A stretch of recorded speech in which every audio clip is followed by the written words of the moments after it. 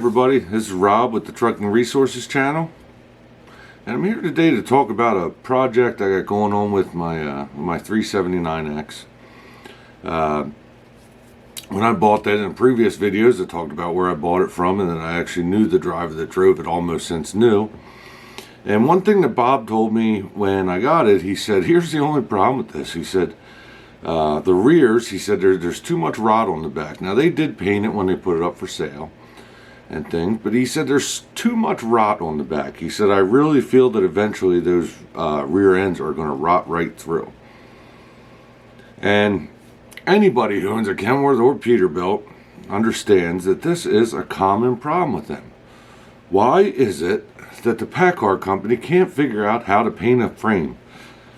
They make these flagship trucks that are supposed to be the best on the road, but they can't paint a frame.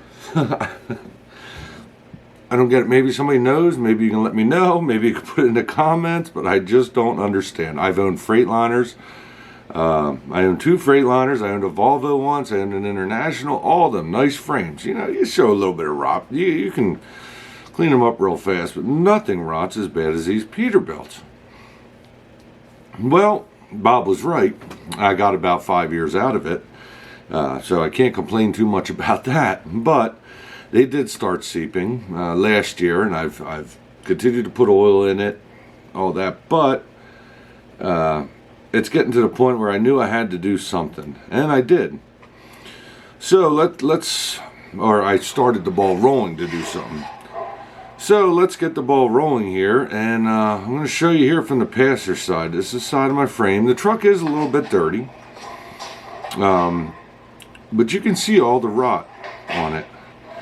Down below there, you'll see a couple new bolts here at the back. There was a cross member in there that had cracked that I replaced, and when I got the truck, it had a new fifth wheel on it. Over here. Now here's the rear end, and you can see that it's seeping.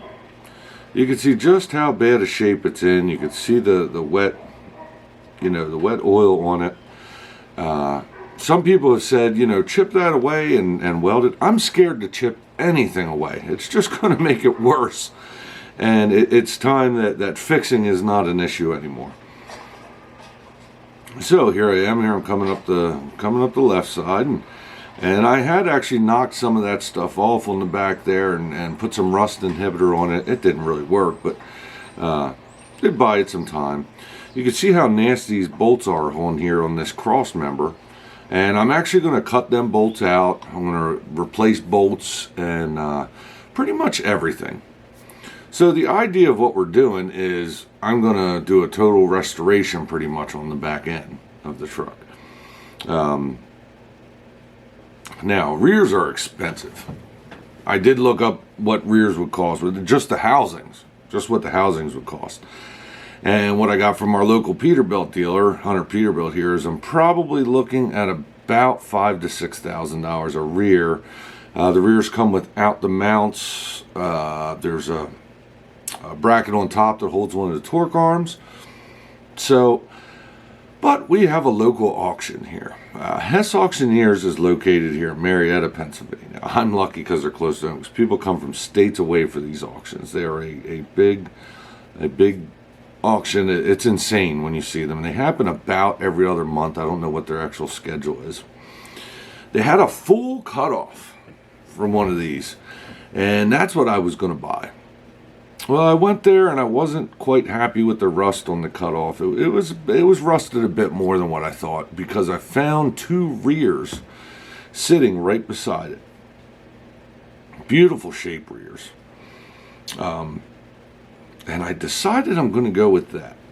Now, we'll get to that, but let's go to Hess Auctioneers here. I was here that day, and it lasts all day. There's 3 rings. They have trucks, they have trailers, just insane. Truck parts, all kinds of miscellaneous stuff. I recommend you looking at their website at hessauctioneers.com.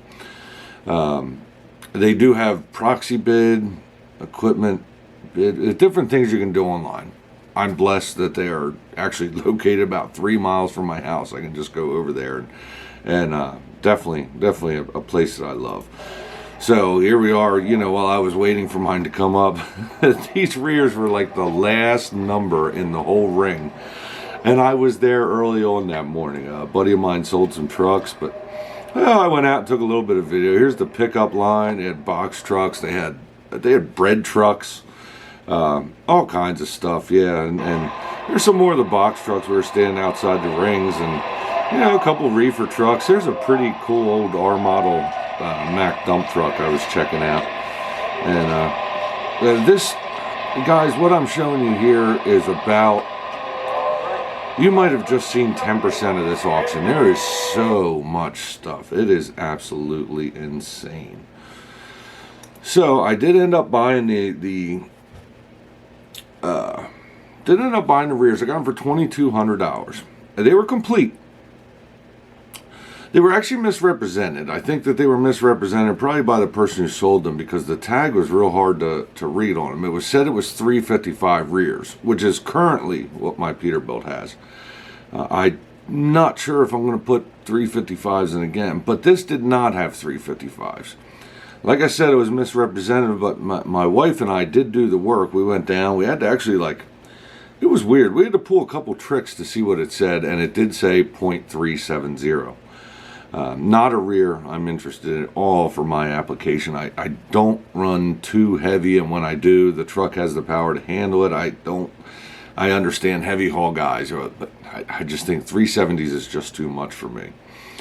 So when I got them back, I did pull out the 370s, and they're here. And I actually did count. In fact, you can see a little mark on there. That was actually my paint pen mark for when I put it on to count the ring and pinion. And it is a true 370.